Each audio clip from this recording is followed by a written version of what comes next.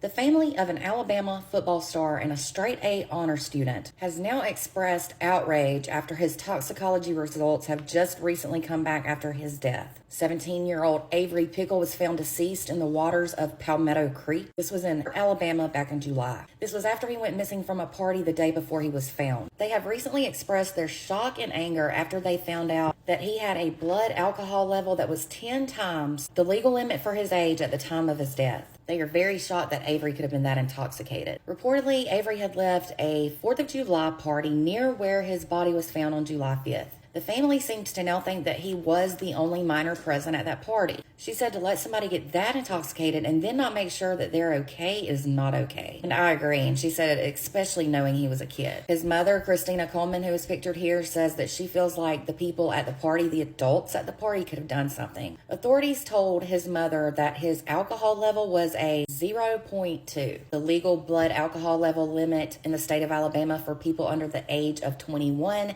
is 0.02. Now, not only was he over the limit for his age by a lot, but he was twice above the legal limit for adults as well. Christina, his mother, wants to know why the adults that were at that party are not being held accountable. Why is more investigating not being done? She wants to know. She said that the right questions to get down to the bottom of this are not being asked. She says something isn't right. She doesn't care what investigators say. The pieces just don't fit. Reportedly, Avery's body was found hours after a search that started when he would not answer his phone after that party. Reportedly, the investigation into his death is almost complete, and a grand jury will now determine if there are any charges that will be filed in regards to his death. Police have previously said, though, that they don't suspect foul play. Well, okay, it's clear he wasn't murdered. We get that, but he was underage. So what adult was responsible for giving him or buying him that alcohol? Christina said that she feels like the family will probably never get the answers they need and want about what led up to her son's death, and they may never have closure, and that's sad. She said she is not sleeping, nor is she eating, and she can't think straight half the time because nothing makes sense. Now, Avery's sister said they can live with an accident, but what they can't live with is having nobody try to take action or calling for help. She said that the adults at that party should have never been serving a minor child, especially when they knew he was a minor child. Here's my thing. Whose house was he at? They should be charged. Shame on the investigators, because it would not be that hard to determine where that alcohol came from or whose party it was. What adults were there? Narrow it down. This really reminds me of the Noah Presgrove case.